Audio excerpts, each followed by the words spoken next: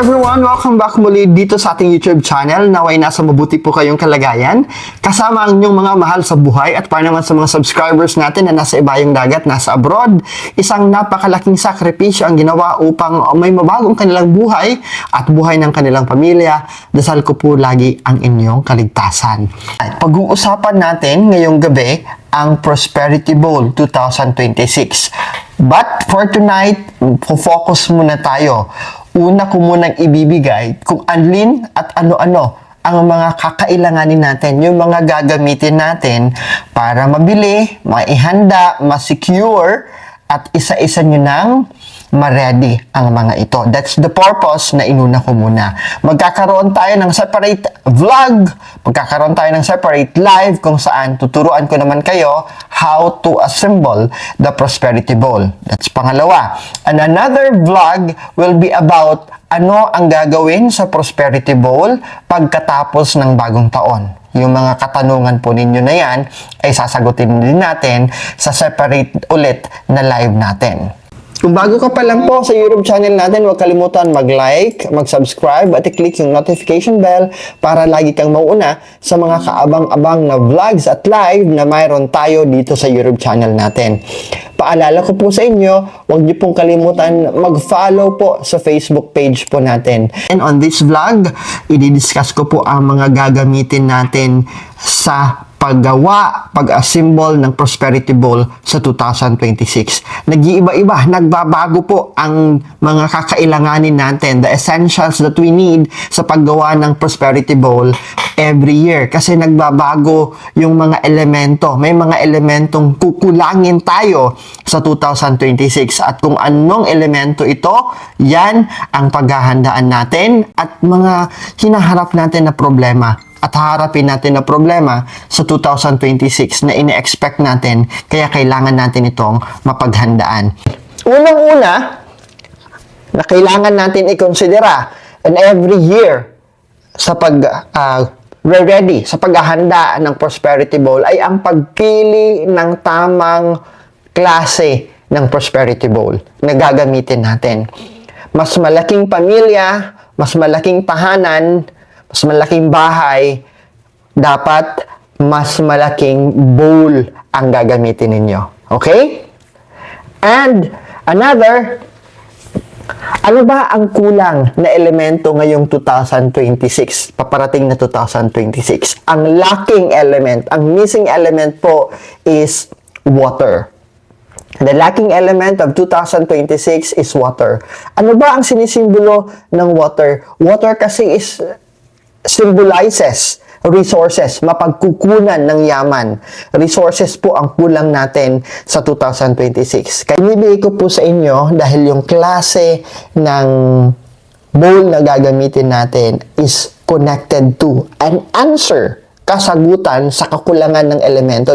Di ba in Feng Shui, we have 5 elements and we need to make sure that these 5 elements will be completed and balanced. So, lacking ang water element and the resources symbolizes resources and abundance. Ang kasaganahan at ang mapagkukunan ang kulang sa 2026. And to give you heads up, hindi dahil tayo'y mananakot, but we wanted to give you heads up para mapaghandaan. Dapat ngayong taong na ito, bago ito matapos, may emergency fund kayo, may savings kayo. Kasi magiging kulang ang sirkulasyon ng pera sa susunod na taon. Pahirapan ang pagpasok ng pera. Cash flow will very imbalance next year. Cash will be the king next year. Scam, mga nakawan, ay magiging malala next year dahil sa kahirapan. Mas lalong magiging mahirap ang sitwasyon natin for the 2026 na kailangan natin yan paghandaan. At dapat pinaghandaan na natin yan pagpasok pa lang ng 2025. I keep on asking you, join the Ipon Challenge. Pag-ipon, mag-impok. Huwag maging waldas. That has been my reminder. In fact, sinasama ko yan sa bawat animal zodiac forecast ko sa 2026 dahil mararanasan natin lahat yan. Walang exempted. Kahit ang pinakamasaswerteng animal zodiac ay mararanasan yan. Kaya naman, ngayong 2026, ang kailangan nating hanapin at kailangan nating gamitin ay metal. Metal na bowl. Sir Franz, bakit metal element or metal na bowl ang kailangan nating gamitin? Because metal generates the water element. Okay? It generates the water element. Metal can melt into liquid. This is a symbolism of a mother and child relationship. Ganun po ang relasyon ni metal at saka ni water. We need to respond accordingly. Kaya ang gagamitin natin, metal na bowl.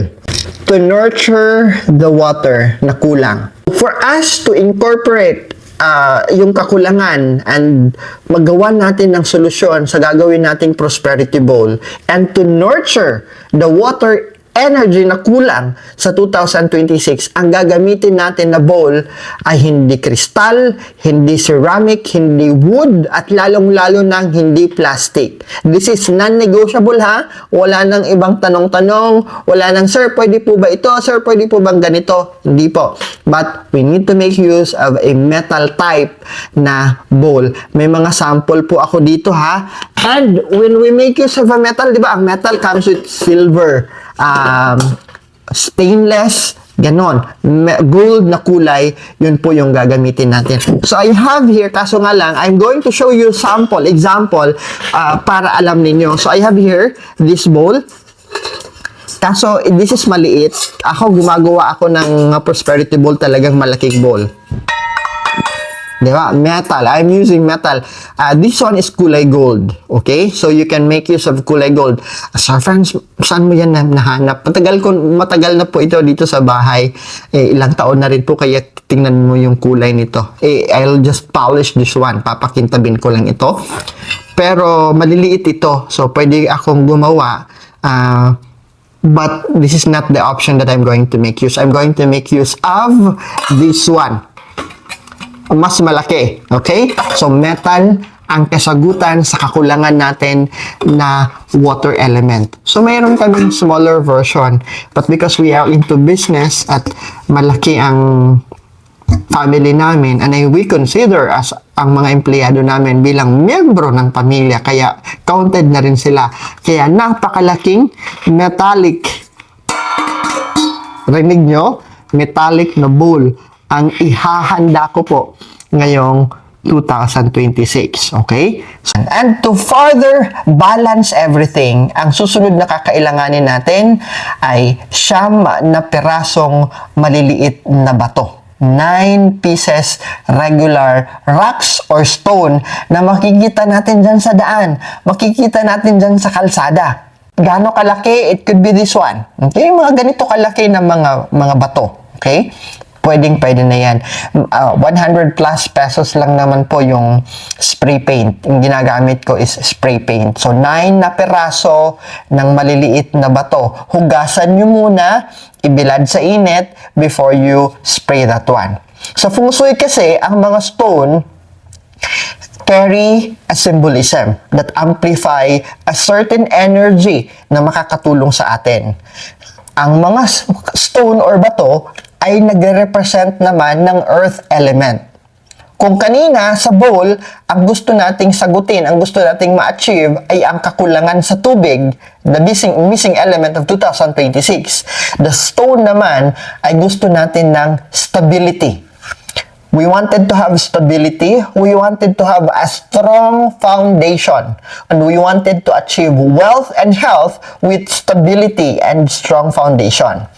Kung pipinturahan natin ito ng ginto, gold naman amplifies a magnet of financial luck. Hinahatak natin yung financial luck. So, we can add gold, ina-integrate natin yung gold sa kulay ng bato.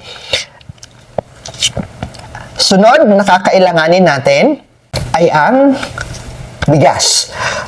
Anong klaseng bigas? Nakadepende na po yan kung anong available na bigas ang meron kayo. Malagkit rice, okay na po yun.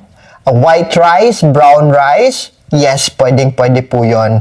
Kung gaano karami, ang kasagutan niyan nasa sa inyo po.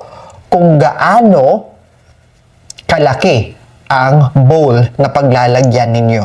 Hindi overflowing po ang gagamitin natin na bigas, okay? When we put and we place rice, tamang-tama lang kasi may mga ipapatong pa tayo, may mga ilalagay pa tayo na ibang mga kasangkapan sa pagbuo ng prosperity bowl natin. Isang paalala lamang po, avoid yung durog masyado na bigas. Dapat yung maganda ring klaseng bigas, yung mga buo. Pangalawa, do not allow na too much or overflowing yung bigas natin na may nalalaglag or else it will block, haharangin nito ang gusto nating ma-achieve. Gusto nating ma-achieve a good harvest. That's why we are adding rice sa prosperity bowl natin, at isa sa pinakamahalagang kasangkapan sa prosperity bowl natin ay ang bigas, because we wanted to harvest a bountiful one sa 2026. Despite of the challenges, mga pagsubok na harapin natin, we aim, we dream, and we manifest a good harvest, masagana, and abundance para sa buong pamilya sa 2026. Another nakakailanganin natin, a small piece of bulak or cotton. We need to have a small piece of cotton sa pinaka-base ng bowl natin. Sa pagbabalot natin ng perang papel, maglalagay tayo sa gitna nito ng maliliit lang, very small, very tiny lang na bulak before we roll the money. So, tingnan nyo na lang, discard nyo na yon kung gaano kalaking cotton ang kakailanganin ninyo. Again, the bigger the bowl, syempre you have to adjust. Mas malaki-laking cotton ang ilalagay nyo. Medyo kaliitan na bowl, mas maliit na cotton ang ilalagay ninyo. Isa pa sa kakailanganin natin o paggagamitan natin ng cotton ay yung pagro-roll yun ng perang papel, kasi papagitnaan natin. Lalagyan natin ng palaman na cotton sa gitna ng pera, because we wanted to have magaan ang pasok ng pera, magaan ang buhay sa 2026, kaya we have cotton. At ang angpao, mababanggit ko mamaya, the red envelope, the red angpao or Chinese envelope, lalagyan natin ang mga angpao na yon ng maliliit na cotton or bulak bago ilagay ang iba pang mga kasangkapan. I mentioned kanina 3 pirasong angpao. Dahil ang bawat angpaw na ito ay may mga role, may ilalagay tayo. Why red? Red symbolizes protection. Pumili kayo ng angpaw na kulay pula at yung kanyang design ay kulay ginto. Red symbolizes protection. It drives away evil. Pinalalayas ang negative energy. It also invites happiness. That's why pulang angpaw ang isa-suggest ko sa inyo. May iba't ibang laki ang angpaw or the red envelope. Kung malaki ang bowl ninyo, mas mainam, malalaki yung 3 angpaw na gagamitin ninyo. Kung maliit yung bowl ninyo, mas angkop dito yung mas maliit na angpaw. The smaller size of angpaw. 3 po, dahil ang isang angpaw out of the 3 ay lalagyan natin ng pera. Madidiscuss natin yan konti later on. Pangalawa, ang isa naman ay lalagyan natin ng papel kung saan isusulat natin yung mga ima-manifest natin for 2026. At ang pangatlo ay susulatan natin ang laurel. May laurel tayong susulatan at ipapasok natin doon sa pangatlong angpaw. And kinakailangan natin ang 1 dosenang dahon ng laurel. Kung sa mga nakaraan, konti lang ang ginamit natin ng laurel, this time we wanted to achieve more. We wanted to mapagtagumpayan ang mas marami. At we wanted to surpass all na napakaraming trials. Hindi kinakailangan na malalaki na buo na dahon ng laurel. You can choose yung mga maliliit po na 1 dosena ng laurel, dahon ng laurel.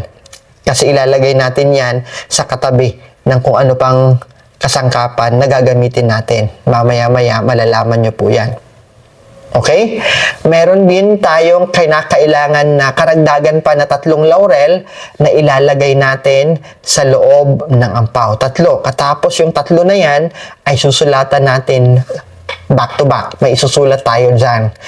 Ano, i-vlog natin yan i-discuss natin yan doon sa vlog na separate kung saan i-discuss natin how to assemble. Paano natin bubuuhin at aayusin yung prosperity bowl. Kinakailangan nyo rin pong maghanda ng pera. Okay? So, it's a combination of paper bill and coins. Dalawa yung option ninyo. Pwedeng 168 pesos. Ibig sabihin, tuloy-tuloy ang swerte. 168. Or you can follow the 999. Ibig sabihin, we are borrowing the luck. Gusto nating ma-absorb yung swerte ngayong period 9. And period 9 started last year and we wanted to borrow and absorb the luck of period 9 for the next 20 years. So, pumili lang kayo dyan. Bakit binibigyan ko kayo ng option? Because nakadepende po yan sa budget ninyo. You can grow higher than that. You can put and prepare higher than that.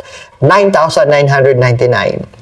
Kung meron kayong i-afford. Kung talagang contractor kayo, syempre, 99,999. O di naman kayo, 9,999,000. The bigger, the plentier the nines, the more luckier it is.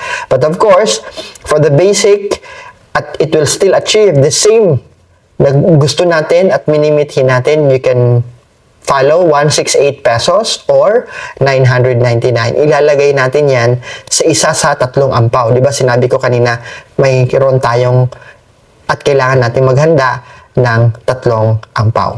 Isang dosenang fresh egg.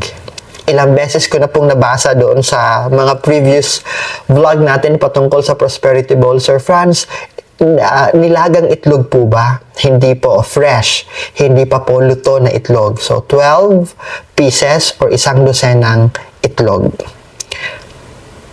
Pwedeng yung white or pwedeng yung brown. Siyempre, hindi itlog na maalat kasi the itlog na maalat is already a processed one. So, yung fresh po talaga. Pwedeng native na egg o pwede rin yung egg na nabibili natin sa grocery. It's up to you. Basta 12 fresh eggs. We need also to have 12 pieces chocolate money o kung magkakaubusan, you can make use of chocolate bar or any candy or any chocolate na yung pambalot nito ay kulay ginto, silver, or makintab. So, this is what I'm referring. The chocolate money.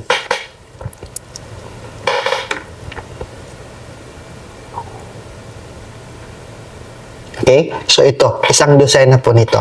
So, you can buy na naka-pouch niyan o mayroon naman isa sa plastic na garapon. So, marami yon. So, you can actually decorate yung sobra or you can give it to your neighbor or sa mga kamag-anak ninyo na gagawa rin ng prosperity bowl tulad ninyo. So, meron dyan, mabibili yung parang gold bars. Pwede yon. Kung magkakaubusan muli, you can make use of any sweet, matamis na candy po or chocolate, basta makintab yung balot. That will do. Okay na po yon. Huwag na natin pahirapan ng ating sarili. We need also to prepare coins with the same value. Pare-pareho yung halaga. Kung maghahanda ka ng isang dosenang 5 pesos coins, edit a dozen of that. Kung maghahanda ka ng 10, isang dosena ng 10. Kung maghahanda ka ng 20, isang dosena ng 20. Okay? Ikaw na po. Kayo na po ang bahala na po sa inyo. Kung piso lang yung affordin nyo, okay, fine. Piso, 12 pieces po. So, we wanted to have the entire year. 12, meaning to say that 12 months of the year, we wanted to have may pera ito. While the fresh eggs naman kanina, we wanted to have a new beginning, a bagong simula. That's why we are going to incorporate eggs to that one. Uulitin ko pa rin po, i-discuss ko pa rin po yung mga simbolismo nito as we assemble. Tuturuan ko kayo sa pag-assemble in our next live or vlog. Okay? Kung naghanda tayo ng barya, kailangan din natin ng perang papel. 12 pieces money bills, same value. Kung 20 pesos, so isang dosena ng 20 pesos. Kung 50 naman, isang dosena ng 50. Kung 100 naman, isang dosena ng 100. Okay? Sir, pwede po ba 1,000? Nasa sa inyo na po yon on your budget. nakasalalay po ang kasagutan niyan sa kakayanan ninyo, sa budget po ninyo. So, pwede na kayong maglaan. And I would like to advise everyone, mas maganda yung brand new na pera. Kung kaya ninyo. That's why maaga natin tong ginawa. Today is November 7. Malayo pa sa pagtatapos ng taon, sa December sa pagtatapos. So, you can find time to collect yung bagong pera. Mas maganda, mas mainam yung bagong pera ang gagamitin ninyo. Pero kung wala, what is available, kung ano yung available, yun po ang gamitin ninyo. Huwag nyo nang pahirapan uli ang sarili ninyo. Isang buong malaking orange. Isang buong regular na orange. Orange symbolizes good health and orange also symbolizes the kulay of orange, meaning to say, ginto in feng shui. Na-discuss ko na yan sa mga masuswerteng prutas, di ba? Anong simbolismo ng orange? In fact, pinangre-regalo ito para swertehin yung bagong negosyo, swertehin yung bagong kasal, swertehin yung bagong blessing na bahay. So, pinangre-regalo yung orange. While the round na shape nito symbolizes completeness, wholeness, and smooth na buhay. So, isang peraso lang po dahil ilalagay lang natin yan sa pinakagitnang bahagi ng ating prosperity bowl. Isang perasong Buddha. So, kahit anong klase, Laughing Buddha, I would suggest Laughing Buddha. At nakikita nyo on the screen, sabi ko, optional. Ibig sabihin, kung meron lang. Kung wala, okay pa rin. Optional lang po.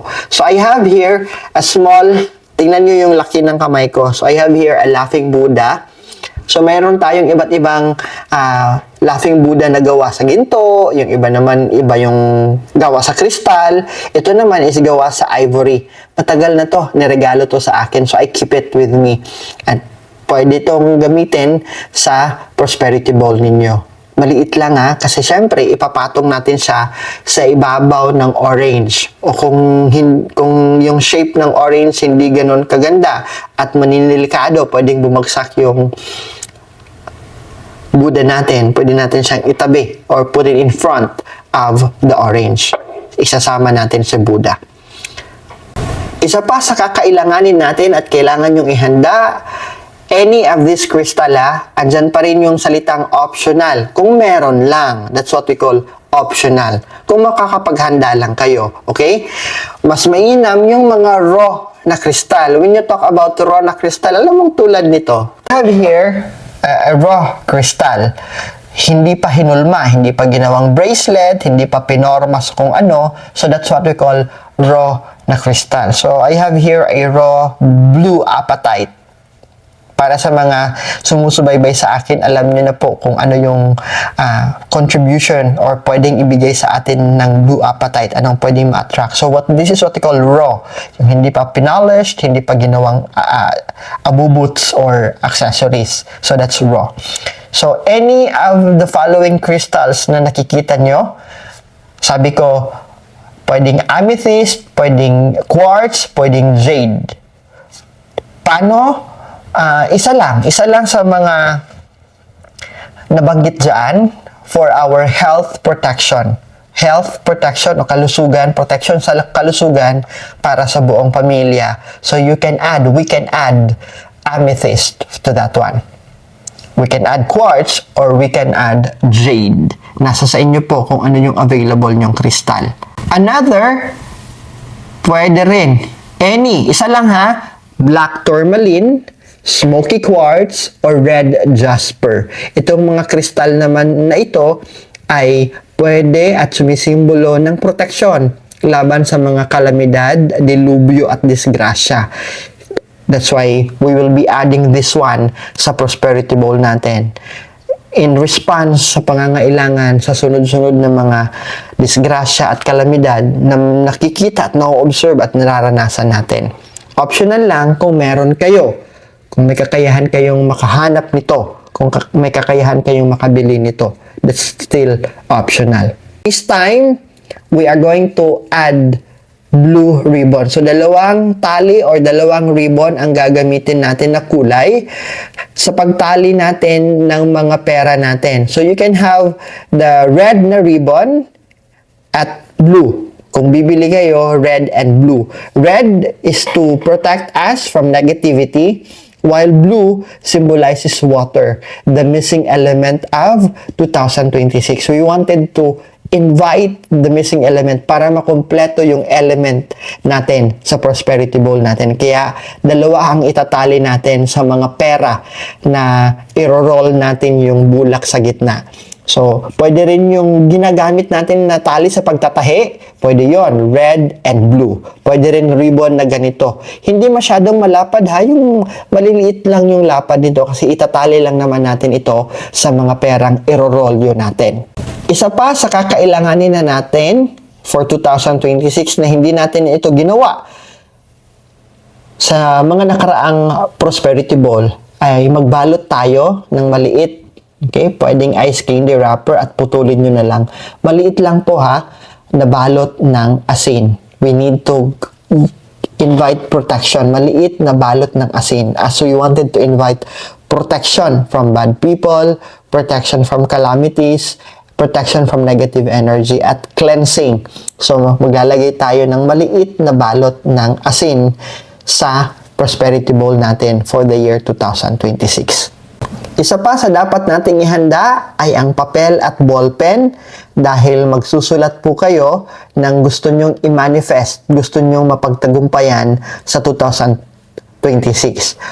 When you write po, sa pagsulat po ninyo ng mga wish or gusto nyong i-manifest, huwag maglagay ng sana, but rather, be straight to the point. 1 million pesos savings on my peso bank account. 100,000 pesos on my wallet every month of 2026. Ganon. So, be specific. Brand new house and lot.